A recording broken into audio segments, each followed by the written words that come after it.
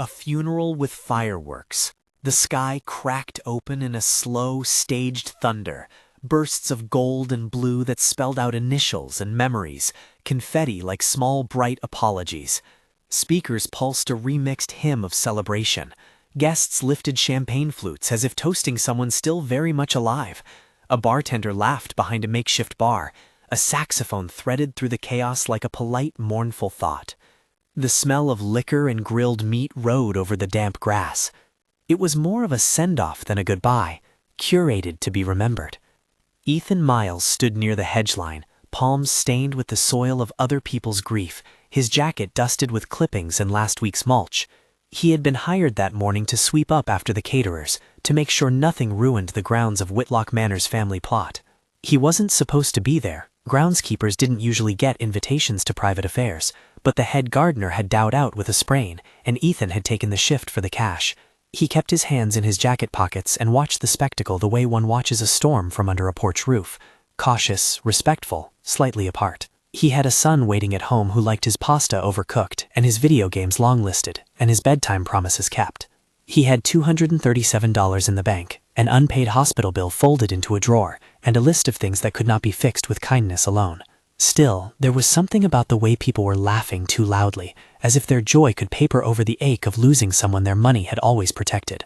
Costumes of elegance and the casual cruelty of abundance. Ethan's hands, rough from work and practice, curled and uncurled. Across the manicured lawn, close enough to the grave that the flower arrangements bent toward it like small, solemn crowds, a woman stood alone. Her coat was unbuttoned against the evening air, a soft hand resting on the swell of her belly.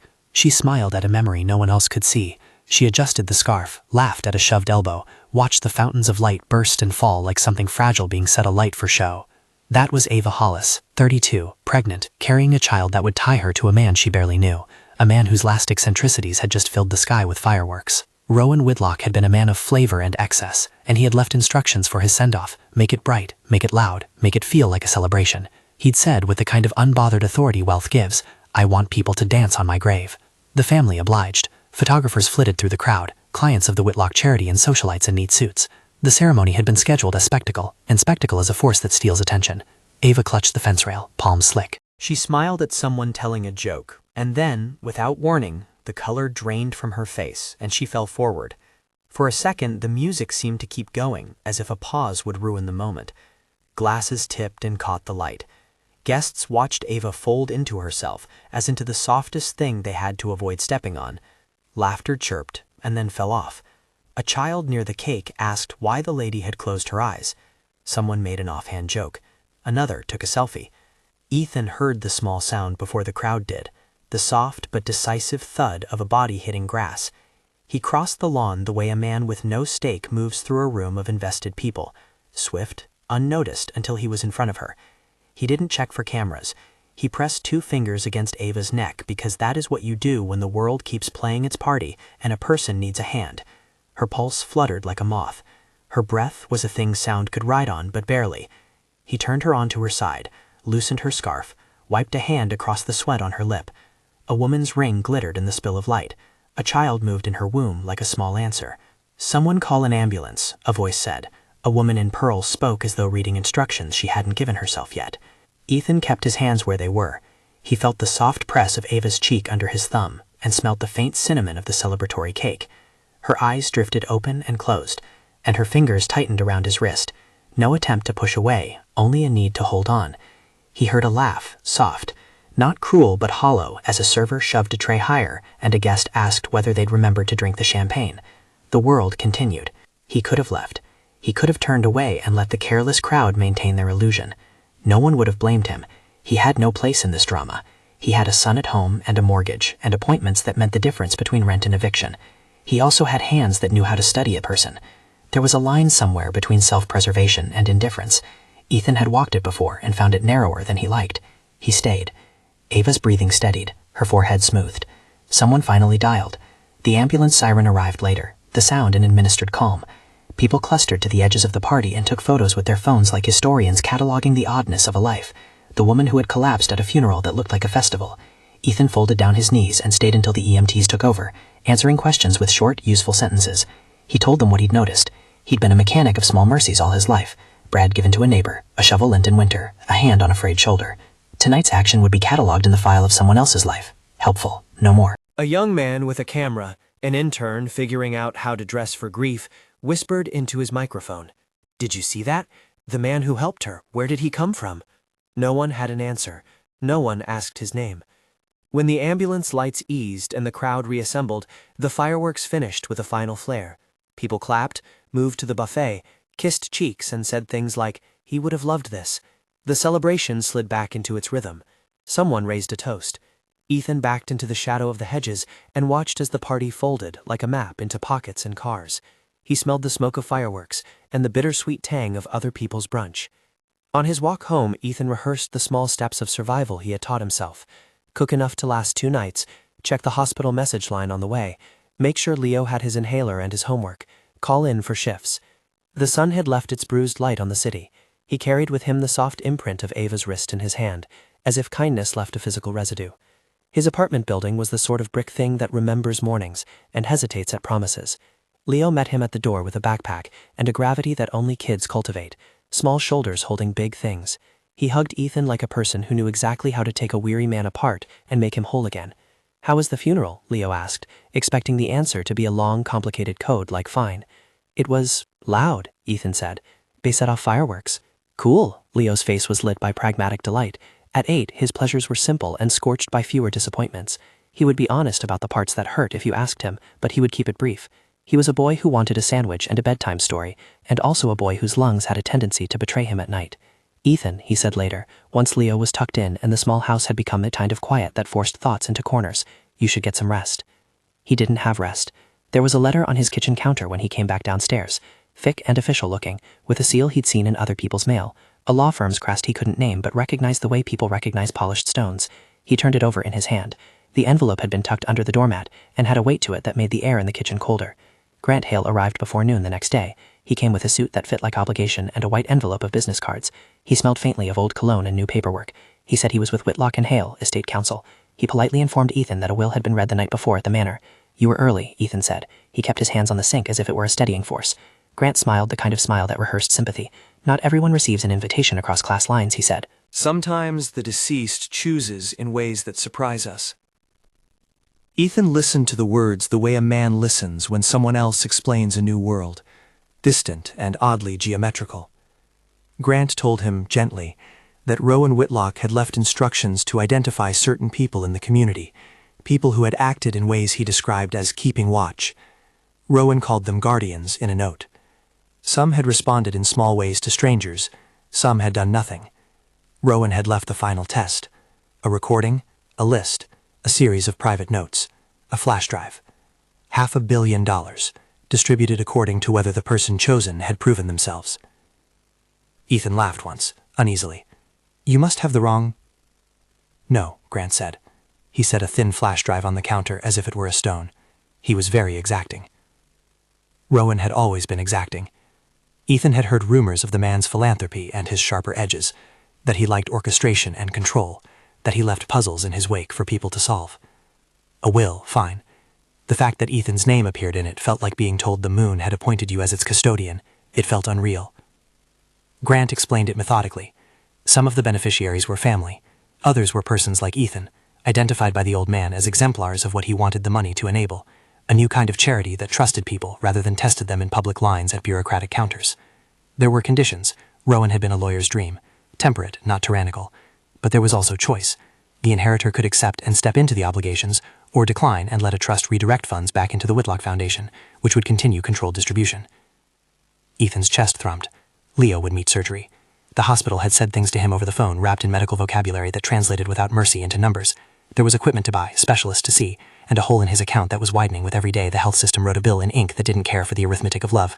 $500 million is a number that, when it arrives in a kitchen through the mouth of a man with a flash drive, restructures a life in a way that feels both miraculous and terrifying.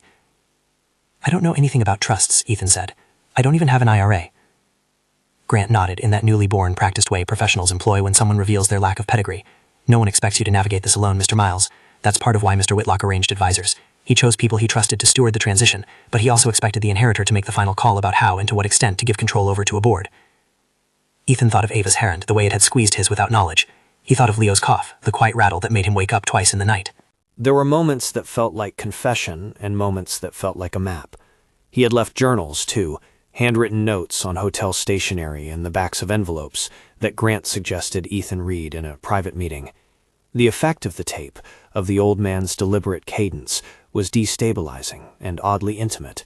Here was a man who had observed the city from towers of marble, telling a man whose hands bore calluses that he had been watching. "I do this because I can," Rowan said, in a line that sounded less boastful than lonely. "I do this because there are people who will never be found on schedules or forms." Ethan paused the recording. He looked at Leo's sleeping shape on the monitor, the child who would, in a few years, grow into votes and stories and possibly resentment.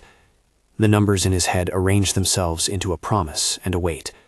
20 million could buy quiet for a while, safety. 500 million could do more than that. It could build hospitals in cities where parts were still patched with prayer. It could be a foundation that wrote checks without interrogating the form of grief. Or it could swallow a person and teach them how to inhabit a new kind of loneliness. A knock at the door interrupted the spiral of possibilities. It was Mrs. Chen from down the hall, with a plate of dumplings and an expression like a weather report. She had seen Ethan at the estate grounds the night before. "You helped the woman," she said without preface. "You are the kind man." He shrugged. "I did what I could," he said.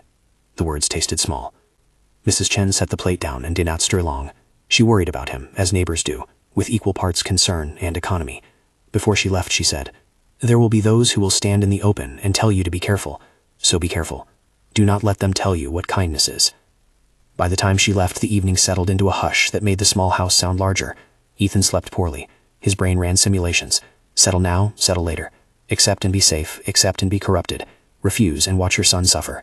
In the gray rearing of morning, he found clarity in the kind of arithmetic loneliness bequeaths. Every option had cost attached to it. A photographer found him 2 days later. She was not from the glossy society pages. She came from a regional paper that liked human pieces and faces that didn't try too hard. Her name was June, and she smelled like rain and patience. She knocked and asked to talk about what he'd done at the funeral. She asked for a name. She asked how it felt to be part of an experiment you hadn't consented to. Ethan gave her short answers. He parried with the truth where it mattered. He refused performances. She asked whether it was difficult to do the right thing when no one knew you had done it. He thought of the look in Ava's eyes when she had gripped his wrist, the honest, tiny plea. "I don't think about the rewards," he said. "I think about the person." The interview leaked within a day. A local blog picked it up. Then a politician retweeted it. Then an influencer threaded it with a commentary about class. The comment section performed its usual ritual of calcified outrage and empty empathy. An anonymous poster suggested he was a plant for the Whitlocks. Another called him a saint. Headlines multiplied. Mysterious groundskeeper heir? Billionaire's final experiment? The story had the taste of spectacle the funeral already carried.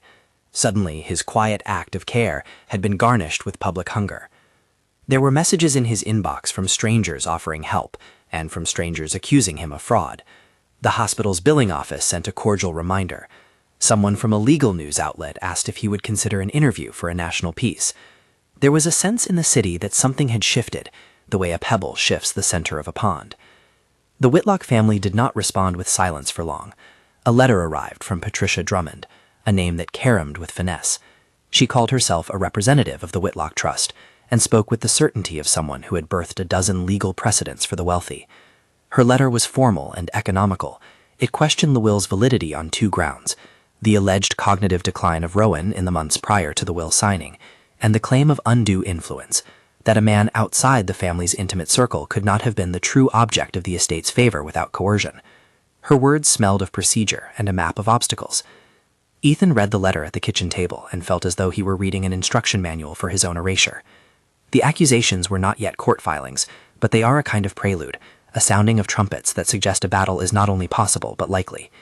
He wrote back, clumsy with the grammar of the unrepresentative. He said briefly that he had nothing to hide, and that the recordings and journals were on a drive in Grant Hale's custody. He said he would cooperate. That evening he drove out to the Whitlock Cemetery.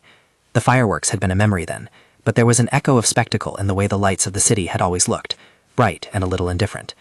He stood by Rowan's headstone, which had been placed with a flourish and adorned with a single thoughtful bouquet. He thought of the man who had been dead less than a week, and of the way the world had rearranged itself around a recording. On the flash drive, Rowan had quoted other people, writers and saints and people who had been near death and decided that kindness mattered. He had scribbled lists about what the money might do. He had written, in the unsteady hand of someone who had begun to tremble with age, "What matters is whom we notice." Notice, Ethan thought. People had noticed the fireworks and the parties and the cost of everything, except the particularities of need. He saw how easy it had been for people at the funeral to watch and not act. He thought of Ava and how small someone's help can be when it comes without pretense. If he took the money, he could spare Leo a cross of bills and find respite. But Rowan's experiment had another ask embedded in it: responsibility. Responsibility looked and felt large when he measured it against the width of his shoulders. It looked like meetings in rooms full of people with proper titles and a charter to write. It looked like the potential of failing spectacularly, of being judged by people who only saw statistics. It also looked like the first time he had ever been trusted by someone whose life had been a different book from his own. He spent a long night scrolling through transcripts and partial video clips Grant had left him. Rowan's notes were messy and humane.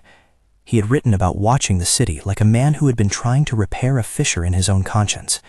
There were names of people he had picked for small, anonymous tests: an old woman given a bus ticket, a boy left a coat, a stranger given a cup of coffee with no expectation.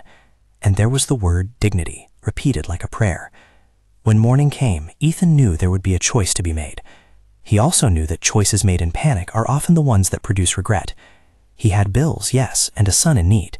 But he also had something he'd always thought of as smaller, but perhaps more important: the knowledge of what it means to be seen by someone else and treated as human without strings.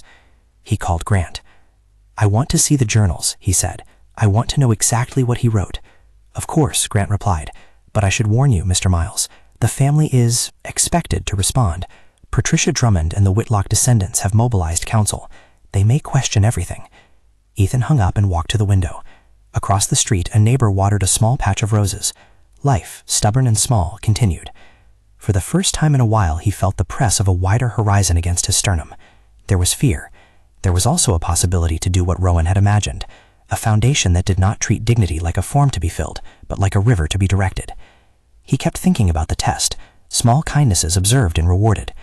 The logic smelled of a man who believed humans need outside proof to be moral. Ethan felt antipathy for the design of such a test and gratitude for the result.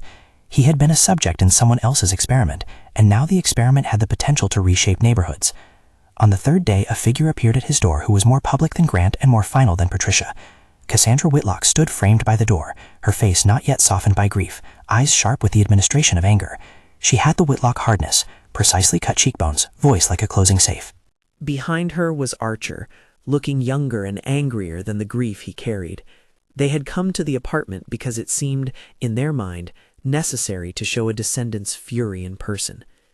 "You were there the night our father helped a woman," Cassandra said. "You have his money now. Do you know what you've done?" Ethan met her gaze. "I helped someone," he said. "That's all." "That's not all," Archer snapped. "A man of our resources ought to have family manage his affairs. A test? Who puts a fortune in the hands of a stranger and calls it charity? This is our legacy." It would have been easy to become thunderous.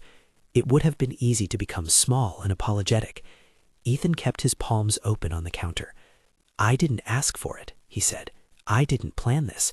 I did what anyone would have done." Cassandra's mouth twitched as if to say something spiteful, and then to close the thought. She was a woman bruised by loss and leaning into a protocol that made sense of chaos. Archer slumped into a chair. "We will be consulting attorneys," Cassandra said. "We will make sure everything that needs to be examined is examined." They left with a rustle of an accusation lodged against his chest. The apartment felt colder when they walked out. When the first formal challenge arrived, an invoice-like envelope from Patricia Drummond proposing mediation, citing potential incapacity and undue influence, the city's rumor mill found a new tune. Journalists called. A man from a cable network asked whether Ethan would consider sitting for a televised debate about moral worth and wealth. Local activists asked for his story to be told with nuance and without the whiteness of charity porn. Someone posted a video of the funeral and overlaid it with a caption, "Party for a dead man, strange choices." Comments proliferated. People who had been tethered to their outrage found it easier to shout into comment threads than to contact a living man. Ethan did not sleep that night. Instead, he read Rowan's journals by the light of a single lamp, the pages littered with observations, small epiphanies, a scrawl about dignity. "Don't let the architecture of aid become a gate." He found in Rowan's later entries a humility that he hadn't expected, a confession that wealth had insulated his sense of responsibility to the point of numbness. Rowan admitted that he had been testing himself as much as others. "I wanted to set something right before I couldn't," Rowan wrote, the ink wobbling at the margins. He had described in words more familiar than he liked the loneliness of having decisions made for you and of wanting to make at least one decision that could surprise the world into doing better. The journals didn't redeem everything, but they explained intention. There was also a box in the packet of documents, a small envelope with a security footage timestamp, and the notation, Ava Hollis, June 12, 2024, 2:17 p.m. The idea was not, Grant had told him, to embarrass the Whitlocks, but to ensure that evidence existed when questions came. The footage showed Rowan in a courtyard a month before his death, standing a few yards away from Ethan as he had given a homeless man a coat. Rowan's hand was clasped behind his back, a small smile on his face. It was not a dramatic reveal, it was an observation, the sort of quiet witnessing that can, in certain hands, alter the course of a life. Standing at the window after midnight, staring at a city that had become his by happenstance, Ethan felt the world tilt into a new geometry. He wasn't a lawyer, he wasn't a pundit, he was a man who had done a small, necessary thing in a crowded space, and had, because of someone's observation, been given the possibility to do more. The possibility came with shadows. It came with the knowledge that the Whitlock children would not let this go easily. It came with the grim arithmetic of public life. It came with the sense that any misstep could be broadcast as a moral failure rather than a human learning curve. It came with the pressure to turn a set of philanthropic promises into an engine that could withstand scrutiny, fraud, misuse, scandal, the kinds of words that attach themselves to money like barnacles. It came also with a stirring that, if properly tended, might change small neighborhoods into healthier systems of care. Ava Hollis recovered in the weeks that followed. She called once from the hospital with a voice hollowed by an experience that had been a bruise she would wear for months. She asked Ethan if he remembered the details, if he could fill the blank edges of that afternoon in her memory. He told her what he could, with the careful modesty of someone cataloging secondhand care. She asked if she could meet him at the community center to thank him properly. He agreed. Word reached the hospice of the Whitlock family that Rowan's chosen beneficiary was not willing to sell the story or to cede the fortune for a quiet buyout. There were offers, $20 million to walk away, an amount that smelled both of insult and reassurance. Ethan listened to the idea with a fatigue that had nothing to do with money. He thought of night after night in waiting rooms, of Leo awake and coughing, hands on a small chest. $20 million would ease the immediate pain, but it would also, in Rowan's own terms, be a surrender. He paced the tiny apartment and imagined a map of people who could be helped if he accepted the full responsibility. A mobile clinic in a neighborhood where clinics were underfunded, emergency grants for families who couldn't navigate the forms of assistance, direct cash for those in immediate crisis. The numbers in his head were messy and infuriatingly human. He tried to imagine being the steward of such decisions. The idea was both intoxicating and terrifying. On a morning that smelled faintly of rain, his phone rang and the name on the screen read, Grant Hale. "They're moving faster than I expected," Grant said. His voice had a calendar clipped into it. "I wanted you to know. Patricia has filed a notice of intent to challenge the will. They allege incapacity. They're bringing in a clinical team." "Clinical team?" Ethan echoed. "Someone to evaluate the dates in the letters," Grant said. "They will seek to show that Mr. Whitlock lacked the necessary capacity during the period he signed these documents. It's standard in these contests. It doesn't mean they'll prevail, but it means you'll need to be ready." "Ready to do what?" Ethan asked. "Ready to defend the integrity of the process," Grant said. "To have witnesses and records, to show the footage, to produce Dr. Ellen Shaw's notes. She has visited Rowan a few times and can speak to periods of lucidity." Dr. Ellen Shaw. He had the word like an antiseptic in his mouth. She had been a physician who had seen Rowan in the clinic. She could testify that despite signs of decline at certain points, he'd had periods of clarity where he made deliberate decisions. Grant suggested she would frame the narrative as a man with agency, choosing to make amends in a way only he could imagine. The worry was mechanical and immediate. People in power know how to bind a narrative to their favor. Questions of capacity and influence are suits of armor in the court of public opinion. Ethan felt like a boy in someone else's chess game. He had to choose his posture. He could take the settlement, leave the fight to people with polished resumes and comfortable shoes, and arrange for Leo's care. He could refuse and trust that the evidence, Rowan's journals, the video, Dr. Zhao's testimony, would be enough. He thought again of the man who had trusted him without ceremony, and of the woman collapsed in fireworks. He thought of the note, "Look to the actions, not the optics." He breathed. he decided to not decide in a hurry. He called Dr. Jia and arranged to meet. He called Mrs. Chen and asked if she could watch Leo if he had to be at a meeting. He called June, the reporter, and declined an on-the-record interview for the time being, asking her instead to sit on what she had and to wait to see what the legal process would reveal. He felt the soft relief of a man attempting to do the right thing while leaving a sliver of room for error. That evening, he drove back to the cemetery. The sky was the color of something beginning to forgive itself. There were no fireworks. There were no photographers. A handful of visitors walked slow circles, leaving single stems by different headstones. He traced the outline of Rowan's name with his eyes and thought about how people arrange their endings with their hands. He thought about the invitation Rowan had issued to notice. Nothing in that moment felt decisive. There was no pronouncement that would suddenly simplify the arithmetic. There was only the sense that something had been started. He felt the small, steady prickle of responsibility along his spine. The world had paid attention to a small kindness. Now he had to decide what to do with the vastness that attention had opened. Ava would call him in the morning to say thank you again. Grant would send more documents.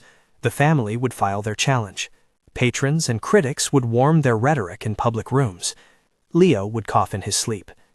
Ethan slid back into his small apartment and sat at the kitchen table, the flash drive like a weight in his pocket, and the faint taste of fireworks in his nose. He had been unnoticed and now noticed. He had been given a choice he did not ask for.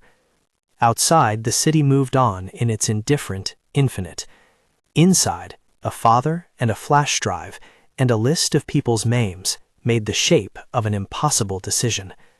He put his elbows on the table and folded his face into his hands for a long minute, long enough to count the cost, long enough to breathe. When he sat up, he realized that whatever he chose would not be for him alone. It would reshape the cadence of the lives around him. It would either fold into the architecture of power or crack it open. He felt then a flicker of purpose rise, small and brave as the first star in a clear night. He picked up the flash drive. He would listen to the rest of Rowan's words. He would read the journals. He would meet the doctor. He would learn how to answer people who wanted neatness and fear rather than complexity and courage. He would make mistakes. He would try to be honest about them. He would not let another human being be reduced to an optical effect while a party drenched in lights pretended to grieve. Outside on the hill, the city held its breath like an audience. Inside, Ethan clicked play. Rowan's voice filled the room again, and with it, the promise that someone had seen him do the small, necessary thing. It was not salvation, it was a summons. A week later, a legal notice arrived in a stamped envelope. It was precise as a blade. The Whitlock family had filed a petition contesting the will on grounds of incapacity and undue influence. The notice asked for a temporary injunction on distribution pending a hearing. It listed dates and demands and lawyers' names, like the quiet stacking of stones. Ethan sat in the living room with the notice on his lap, and Leo asleep on the couch with a half-eaten sandwich by his elbow. He thought of the fireworks, and of Ava's small, steady breath delivered into the hands of people who had no idea what it meant to tend a life. He thought of what his father had once told him. You do the right thing the way you know how. The rest will take care of itself. He wasn't sure if it would, but he knew he had to answer the summons with the integrity that the test Rowan had devised seemed to value. He set the notice aside and began to plan, finding an attorney who would listen, making a list of witnesses, calling Dr. Shao to confirm her availability. He would not be the kind of man who gave up out of fear. He would not be the kind of man who sold a promise of dignity for a quieter life. Outside, in the streetlights, someone burst a small, private firework in a neighbor's backyard, a quick, private echo of the funeral display. The spark fell and went out. In the apartment, Ethan packed a small bag of documents and the flash drive and a lunch he would forget to eat. The world was loud and interested and tedious and alive. He stepped out of the door. At the corner before the bus, he paused and thought about the kind of foundation Rowan had wanted. One that trusted people, that gave first and asked questions later. He imagined youth centers that didn't require an essay, clinics that didn't require 3 forms filled out in triplicate, emergency grants made within hours rather than weeks. He was not naive. He knew fraud existed. He knew disappointment and the hunger that came with money. He also knew the geometry of a small kindness, how when you meet someone's need without a ledger in mind, their whole trajectory can pivot. He walked to the bus stop with the weight of documents in his hand and the thing in his pocket. The city muffled the sound of his uncertainty and made it its own. He boarded the bus and found a seat. A woman beside him was cradling a toddler and humming a tune off-key. A man across the aisle read a newspaper the same way someone reads a map to a place they will never visit. Life, in all its small, unexciting particulars, continued. Ethan closed his eyes for a second. I will try, he thought, not as a vow of success, but as a promise to attempt the kind of stewardship Rowan had suggested. He did not know yet whether this attempt would be heroic or bungled or somewhere humanly in between. He only knew that the fireworks had already fallen. The party might leave a different kind of mark. He rode toward the courthouse as the city washed by in blurred window frames. A deli awning, a boy selling newspapers, an old woman folding a broom. The injunction had been filed. A temporary freeze on the transfer of assets meant the Whitlock Council and Patricia Drummond were betting on time and procedure to blunt Rowan's intention. Grant moved with a pragmatism that was part insurance and part counsel. He had already assembled a small team: Dr. Ellen Shaw, a nurse who had been at Rowan's bedside at intervals; June, the reporter, who agreed to withhold certain details until the legal process ran its course; and a private investigator who promised to pull secure footage timestamps from the manor and surrounding public cameras. Inside the pretrial room, the air smelled like paper and coffee. Cassandra and Archer sat on the opposite bench, both contained in grief in ways that had hardened them into strategy. Their faces had that combination of exhaustion and purpose you see in people who have learned to channel sorrow into plans. They were less like villains and more like people translating loss into action, the only way they knew how to be useful. Patricia Drummond did not look at Ethan. She stood behind a clip of papers and the bright authority that comes with long practice in making other people's affairs legible to law. Her opening salvo was crisp: questions of capacity, of a possible pattern of influence near the end of Rowan's life. She did not shout. She used silence as a scaffold.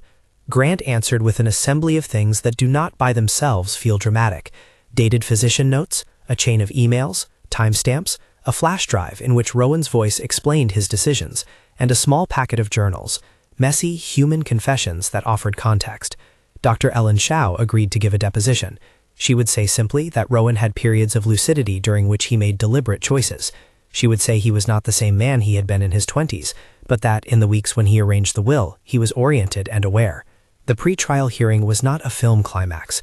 It was a spool of minutes and testimony, a judge listening carefully to the mechanics of memory and influence. Patricia painted a picture in which grief could cloud judgment, and relatives might be justified in seeking review. She asked about motive like a person asking whether someone had a map to their money. She asked whether a $500 million transfer to someone from outside the family might be the result of manipulation rather than a true preference. Grant showed the footage. It was grainy in places, the kind of security camera quality that rewards careful framing more than drama. There was a clip of Rowan on a June afternoon, his shoulders slightly smaller than in older photos, watching a man hand a coffee to someone on a stoop. His gaze lingered without intrusion. There was another clip, Rowan in the Whitlock Conservatory, a notebook on his knee, a list of names and dates scribbled in shorthand, a notation beside Ethan's name: quiet, consistent care, May 2, June 12th, July 9th. There was the timestamp of Ava's collapse of a funeral, and the recording of a phone call the old man had made afterward in which he described an interest in who steps between spectacle and need. Dr. Shaw took the stand for a short, clear time. She did not try to be a character in a drama. She said that in the months preceding Rowan's death he had cognitive lapses, small medical facts that were relevant, but also periods of coherence during which he could form, express, and sign complex decisions. She explained in the simplest terms that capacity is about the ability to understand and to express intention at the time a document is executed. She would not call Rowan perfect, she called him intentional.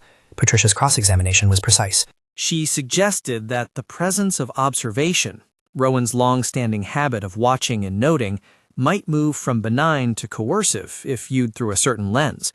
She said, what if the act of watching was itself a form of pressure? A man who orchestrates tests, she argued, has the power to guide outcomes.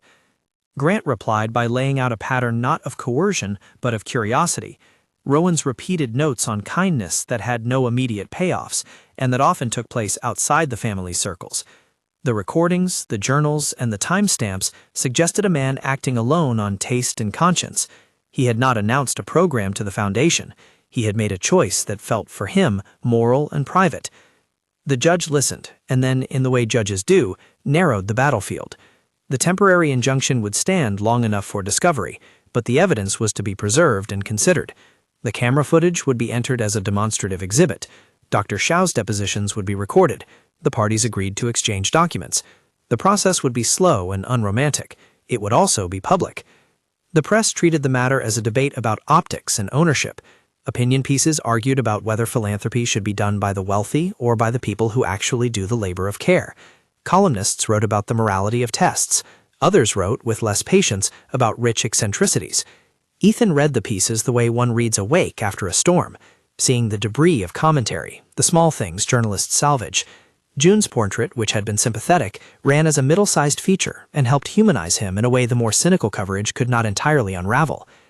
The Whitlock challenge had, for all the display, also opened a private road for conversation. Cassandra, who had calibrated her grief into a legal shape, began slowly and with a lot of start honesty to read Rowan's journals in full. She found entries that did not excuse him, but that explained a man trying to answer a private misgiving. He'd feared that institutional philanthropy often disguised indignity. He had written of finding those who move without needing an audience, and had cataloged small acts as if they were rare specimens. The journals did not cleanse him of his faults, but they threw light on intention. Archer, less polished and initially more enraged, found himself watching the security footage in Grant's office with the same neutral curiosity that Benjamin Whitlock had once found a hobby. He watched Rowan watch. He watched Ethan push and steady. He did not soften entirely, but his posture shifted from launch to consideration. Real people in evidence are harder to hate with wholesale conviction than a headline. None of this removed the pressure on Ethan. Week by week, the family mounted procedural challenges. Pushback came in the form of interrogations and demands for more documents. Patricia attempted to portray the situation as a possible family dispute about the last acts of an ailing patriarch. She was careful, and the judge let her argue. There was also an undercurrent of something darker, the suggestion, first whispered, then named, that someone in Rowan's inner circle had misappropriated funds and might have used the old man's eccentricities as cover. A pattern of missing invoices and odd transfers pinged into view. An internal audit, prompted by a junior Whitlock employee, revealed gaps. Marcus Vance's name began to appear, not in bold headlines, but in preliminary notes. He was a former finance manager tied to the Whitlock estate, who had resigned under a cloud 2 years earlier. The audit suggested he had taken advantage of lax oversight. Detective Sarah Martinez was called in by a staffer who no longer trusted the silence. Martinez was a professional who had developed a patience for paperwork and a nose for where motive and money met. She found bank records and emails that suggested Marcus had orchestrated side accounts and had moved funds in ways that benefited him. More chilling, she found traces of a cover-up, timestamps altered, authorizations rubber-stamped where none should be. Marcus, when contacted, denied wrongdoing. He hired counsel and portrayed himself as a scapegoat, a man who had been on the wrong side of a changing tide in the family offices. But Detective Martinez's quiet diligence found a retrieving thread, an email chain, a ledger entry, a call to a shell company, and slowly a picture of embezzlement gained shape. The Whitlock siblings, watching the discovery, began to understand there might be more to Rowan's last months than simple eccentricity. When Marcus was arrested, the news fed the courtroom narrative like a rainstorm, giving new clarity to each surface. Patricia had pushed the capacity claim hard. She had also relied on the idea that someone outside the family might somehow be the result of manipulation. Marcus's arrest suggested a different logic, that power and secrecy in an estate can create openings for theft and obfuscation, and that Rowan's private acts of noticing had paradoxically been a check on the very system Marcus exploited. Ethan watched all of this with a fatigue that made itself into a kind of armor. He still had to answer basic human questions, how he would run the foundation, how he might avoid repeating the very mistakes that had enabled Marcus. He had a lot to learn about governance. He had fewer illusions about the purity of good intentions. Between depositions, between nights awake with Leo's inhaler by his side, Ethan began to shape an idea of what the foundation could be. He sat with Grant and with Maria and David, 2 organizing minds Rowan's estate had recruited to help him imagine practical modalities. They spoke bluntly about the pitfalls of unconditional giving and the downsides of gatekeeping. They sketched a model that honored Rowan's intent but inserted safeguards: a community advisory council staffed by neighborhood residents, a rapid response fund for immediate needs capped at a practical sum, and a 2-tier system for larger grants that paired speed with accountability. They proposed a first responder grant, an accessible pool of up to $500 for immediate housing needs, medical copays, and emergency childcare, dispersed within 48 hours via a simple application and a verification call from a trusted community partner. They proposed mobile clinics that partnered with existing community health organizations rather than supplanting them, and they proposed a cash-based pilot for eviction prevention funds. Maria emphasized the importance of design that did not require dignity to be earned in a waiting room. Ethan liked the pragmatic bluntness of it. He hated the idea that someone who needed help would have to write an essay to prove they deserved human care. He also knew, having listened to Grant and Maria, that some structure was necessary to thwart fraud. The solution, they agreed, would be a mix of trust and verification, local partners to vouch for need, small audits, and an opening line for appeals. Leo's surgery scheduled itself into the timeline with a quiet, enviable certainty. The surgeon's calendar, the pre-op checks, the tense nights in sterile rooms. The city had a hospital where the staff were skilled and brisk, and Dr. Maya Ruiz, who would operate, was thorough and calm. She did not mince hope. She explained risks and recovery, timelines and rehabilitation. For Ethan, the clinical language was both comforting and alien. He listened like a man receiving a map. They arranged for the surgery to be possible whether or not the will contest concluded. If the estate were frozen, there would be emergency public hospitals and activists who could help fundraise. But the possibility of a larger stability rested on his willingness to keep the fight. The trial moved, not as a single moment, but as a sequence. Depositions, the gradual airing of evidence, the slow unraveling of a narrative Patricia had hoped to sustain. Dr. Xiao took the stand again. This time she was asked about specific dates, about Rowan's ability to sign complex documents and to understand their implications. She answered each question not with flourish but with the expert's measured voice. She confirmed that he had expressed consistent intent in recorded conversations and that his handwritten journals, though shaky at times, contained coherent strands of thought about responsibility and dignity. Then came the security footage, the grainy yet crucial frames of Rowan watching people in public places and taking notes.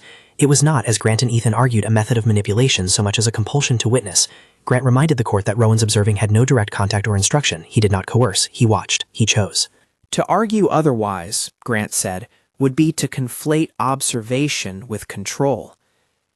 In the middle of the trial, Marcus Vance's case took a turn. Detective Martinez presented wire transfers and numbers that linked him to the manipulation of estate accounts, evidence that suggested Marcus had had both motive and opportunity to misstate authorizations and to exploit Rowan's periods of diminished attention. Marcus's defense faltered under the weight of ledgers and emails. Cassandra and Archer sat in the courtroom with a grief that had been misdirected into suspicion. In a private conversation in a hallway between hearings, Cassandra said to Ethan, without theatrical apology, but with a careful humanness, "We didn't know what we were looking at. We only had each other and the shape of a legacy. If this was your father's way of finding someone, it seems he did it the only way he knew how." Ethan noticed, in the pause that followed, a softness that had not been there the first time they argued at his apartment. "I didn't want this," he said simply. "I never wanted your father's money for myself. I wanted to do what he thought mattered." Archer's face, always quick to flare, dissolved into a small, awkward steadiness. "We thought it was a mistake," he said. "We thought someone had taken advantage of him. If Marcus did, then we're sorry we attacked you." No grand reconciliations happened in that hallway, only the slow unspooling of suspicion into a joint, clearer sense of the problem. Marcus's theft had created fertile ground for ambiguity. When Marcus's indictment was announced, and as his trial commenced in parallel, the family withdrew the capacity claim in a limited way. Patricia amended her pleadings to focus on procedural questions, rather than on a portrait of manipulation centered on Ethan. The legal fight narrowed, and the narrative shifted. Public sentiment, which had oscillated between curiosity and cynicism, began to feel the more complex texture of a family trying to reckon with internal theft and an outsider chosen for reasons that were, if odd, earnest. The judge, practical, unimpressed by spectacle, ruled incrementally. He declined to unilaterally overturn Rowan's will without a substantial showing of incapacity of the precise time of execution. He allowed depositions and evidence to weigh against each other. The Whitlock family, with Marcus in custody, and the evidence of embezzlement building, lost momentum. When the official finding finally arrived, an order that allowed parts of the estate to be used for immediate health needs and authorized the formation of a provisional board to set up the foundation under court supervision, Ethan felt a release that was not triumph, but permission. He had not won a moral prize. He had, with the aid of a few steadfast people, proven that the record supported Rowan's explicit intent enough to proceed with the necessary safeguards. The provisional board met in a modest conference room with mismatched chairs and a clear view of a courtyard. Ethan sat between Maria and Dr. Sarah Chen, a pediatric pulmonologist who had been brought into the conversation for her clinical expertise and her commitment to community health. Cassandra and Archer joined the table with a guardedness that had softened into cautious cooperation. "Mrs. Chen, a neighbor with a steady voice who had watched Ethan for years, was appointed to the Community Advisory Council. Grant insisted on hiring an independent auditor and on designing transparent reporting. They argued about the shape of the grants. They argued about how radical accessibility could be reconciled with accountability. Ethan pushed for low barriers. Cassandra pushed for care protocols that avoided repeated fraud. Maria suggested a pilot, a 6-month rapid aid program using a $10 million seed that would be closely audited and scaled only if the verification protocols proved sound. They set tangible metrics. The pilot would disperse up to 2,000 rapid grants in the first 6 months, prioritize housing stability and medical urgent needs, and partner with 10 community organizations for referrals and oversight. Mobile clinics would be contracted to provide at least 1,200 patient encounters in the first year. A micro-enterprise fund would award 20 small business grants to caregivers returning to the workforce. They defined a cap for no-questions cash assistance, $500 per household for immediate needs, and designed a simple digital and phone application route for those without internet access. Ethan insisted on a public-facing transparency dashboard. The foundation would publish monthly disbursement reports, anonymized case studies, and independent audits. "We will not hide behind good feelings," he said. "We will show where the money goes, who it helps, and how it helps them." The first week after the provisional approvals, the foundation, named Whitlock Notice in a compromise that included Rowan's explicit wording and the family's memorial desire, processed its first set of grants. The first checks were small but fast. A single mother received an emergency grant to cover childcare so she could take a job interview. A landlord accepted a rapid eviction prevention payment for a veteran. A clinic received funding to buy nebulizers for children with asthma. The staff welcomed each note of gratitude like a ripple of something larger. Leo's surgery slot arrived during this flurry. Ethan had learned to carry a legal briefcase and a hospital duffel with the same casual competence. Dr. Maya Ruiz performed the operation with the measured confidence that brings an exhausted family the language of exact hope. The surgery went within expected parameters, and the recovery room smelled of antiseptic and small victories. Leo woke groggy, then increasingly bright across the next days as meds and careful breathing exercises took hold. During recovery, Ethan watched a different kind of spectacle, the slow mending of a small human. Leo complained about hospital food and asked whether the bandages were cool. He made a joke about how the surgery would be a badge in middle school. He coughed less and slept with the steady, undramatic progress that medical care sometimes produces. Ethan felt relief, like something foreign he might have to learn to keep. The foundation's first public event was simple, a community fair held in a neighborhood park, offering free screenings, food, and information about the rapid grants. Volunteers staffed booths, mobile clinics set up tents. Ava came, and with a small baby in a wrap, thanked Ethan privately, and then publicly insisted the crowd know that a man had helped without asking anything in return. Cameras recorded smiles and conversations. Cassandra, in a brief interview, acknowledged the family's responsibility to do better than gatekeeping, and promised the foundation would be rooted in practical dignity. The first months were not a cascade of effortless success. There were fraud attempts, an individual who tried to submit multiple applications from different emails, a provider who billed twice. The audits caught irregularities, and the learning was immediate. The board adjusted protocols, more thorough vetting for providers, a tighter referral network, a new whistleblower policy. They admitted mistakes publicly and corrected them. Grant learned that transparent vulnerability often wins more trust than silence. Marcus's criminal trial continued on the parallel track of estate litigation. When evidence of ledger manipulation and falsified invoices came forward, the Whitlock siblings sat through testimony that was hard to watch. Marcus had argued that he had been a scapegoat for the changing engines of the estate office. His defense defended him as a man who had been chasing a way to survive in a system that valued appearances. The jury, asked to consider concrete financial crimes, listened to bank records and to electronic trails that, in their accumulation, left little room for plausible deniability. The day the jury returned a guilty verdict for embezzlement, there was no fireworks, only a quiet fitting of facts into narrative. For Cassandra and Archer, the verdict felt like a catalog closing on a painful chapter. It did not restore their father, but it cleared a fog. Their anger that had once been directed at an abstract outsider now found an object. They approached Ethan afterward, less to apologize than to say that in this new arrangement they wanted to work together. Ethan, watching them arrange a youth employment program in a small conference room months later, noticed how odd it felt to share the language of legacy with people who had once stood against him. They struck a deal, small and practical. Whitlock Notice would partner with family donors willing to fund specific programs, but the governance would remain in part community-led. The agreement felt fragile and hopeful. The foundation began to accrue small successes that were measurable. Within 6 months, the Rapid Aid program had dispersed 1,800 grants, averaging $420. Mobile clinics had recorded 1,350 patient encounters, including asthma screenings and maternal health visits. An early career fund awarded 12 microgrants to caregivers restarting education or work, and one successful small business, the kind started in a kitchen and grown into a storefront, received a grant that covered equipment and 5 months of rent. These numbers, each a modest tally of human survival, became the kind of evidence that sustains philanthropy beyond sentiment. Ethan learned to read budgets and board minutes. He learned to stand in rooms where people wore suits and spoke of audits and impact metrics, and to insist that the human stories not be lost in spreadsheet columns. He hired staff who could translate need into operations and who could teach him how to manage both mercy and caution. At a staff meeting, Dr. Sarah Chen, who had seen Leo through recovery and who had come on board as a medical advisor, made a point that felt like a small sermon in public health pragmatism. Access isn't just about capacity, it's about removing the shame from asking. If we can make the asking easier for people who need help, we dilute the power of gatekeepers. Ethan repeated that line in quieter moments. It became a sentence he returned to like a small prayer. Months passed with a rhythm that had both heartbreak and mundane satisfaction.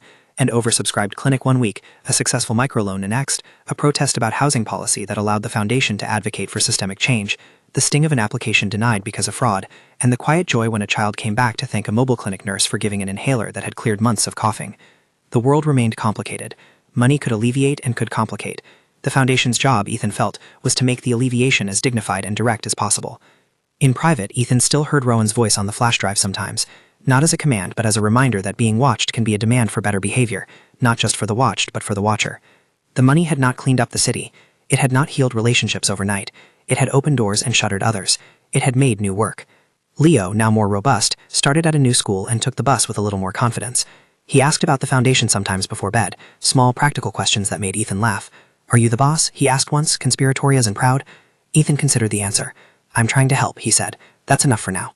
One autumn morning, nearly a year after the funeral with fireworks, the foundation organized a dedication at Rowan's gravesite. There was no replicating the earlier display. The memorial was quieter. Music, but modest, people in layers, a small table with pamphlets about the foundation's work. Ava arrived with her toddler on her hip. Cassandra and Archer came with a bouquet they had arranged together. Mrs. Chen walked slowly and with dignity, and Maria and David were there with volunteers who had become friends. Ethan stood with Leo at his side. The sky was clear, the kind of blue that doesn't brag. There was a light wind that moved the pages of a program printed in simple type. The crowd was smaller than the party that had once filled the lawn with noise, but it felt fuller for the smallness. People shared memories of Rowan, some critical, some fond, all true in their limited ways. Someone read an excerpt from one of his journals where he had written, in a line that had seemed graceless at first and then humanly blunt, "Not everything I did was right, but I tried to notice." Cassandra spoke then, and her words had none of the old rhetorical armor. "My father was complicated," she said. "He made choices that felt selfish and others that were strange. He also wanted to write things in a way that made sense to him. I'm not here to say he was perfect. I'm here to say that what happened, this foundation, these people, might be one small thing we can do to make what he wanted better." Archer, who had often been silent in public, added, "We will hold the fund accountable. We will work with the community and not above it." They turned to Ethan, who felt the gaze epic currency. He did not want to sanctify himself. He had done small things out of decency, and had been noticed. What he wanted now was to use the noticing as leverage for more noticing. "In my life," he said into the microphone when asked to speak, "I used to think the way you measure goodness is in big gestures. Rowan's test taught me that dignity is counted in how quickly you answer a single call for help. If this foundation does nothing else, let it make answering the call faster and kinder." After the brief speeches, people filtered toward the gravesite. Ethan walked alone for a moment, his hand in his pocket finding the flash drive as a small weight. He knelt and placed a hand on the cool stone beside Rowan's name, a private gesture of acknowledgement rather than forgiveness. He thought of fireworks falling like false absolution, and of the slow work that came after spectacle. Leo tugged at his sleeve.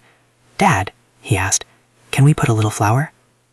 They left a small sprig by the stone, nothing like the earlier displays of light, only the modest honesty of a child who wanted to help honor someone who had, in a strange way, helped them. At a reception afterward, a folding table with coffee, small cakes, and quiet conversation, people spoke of the foundation's early impact. A woman from a nearby shelter, eyes bright, thanked Ethan for the grant that had kept a family from losing their apartment. A young man who had been awarded a microgrant for a bicycle repair shop told a story of how the money had covered parts and created a job for his cousin. The stories were small and real, the kind of proof you cannot litigate away. As the afternoon waned and the crowd thinned, Ethan and Cassandra found themselves walking the path that edged the family plot. The trees threw long shade. They spoke without rancor, mostly about logistics, the next board meeting, the need for more community voices. They also spoke, briefly and with mutual recognition, about grief. It was messy, Cassandra said, the word soft and precise. It was noisy, Ethan replied. He thought of the fireworks and the blowback and the quiet that followed. He thought, too, of the woman who had fallen and how a single hand had steadied her amid a festival. It was loud, he agreed, but sometimes sound covers a thing that needs tending. She smiled, a small, honest thing. "Thank you for doing this," she said. It was not a grand absolution, only the pragmatic gratitude of someone whose family name had been at the center of scandal and who now had to live with the repairs. Ethan walked home with Leo and the quiet knowledge that the work would be long. Money could be spent and audited, culture could be nudged and deflected. There would be days of public praise and days of hard critique. There would be mistakes to own and corrections to make. He was willing to be judged by the outcomes. At night, he put Leo to bed and lingered at the doorway. The boy, now patched up and sleeping, breathed evenly. There were bills on the table and board minutes in the inbox, and a list of grant applicants waiting for review.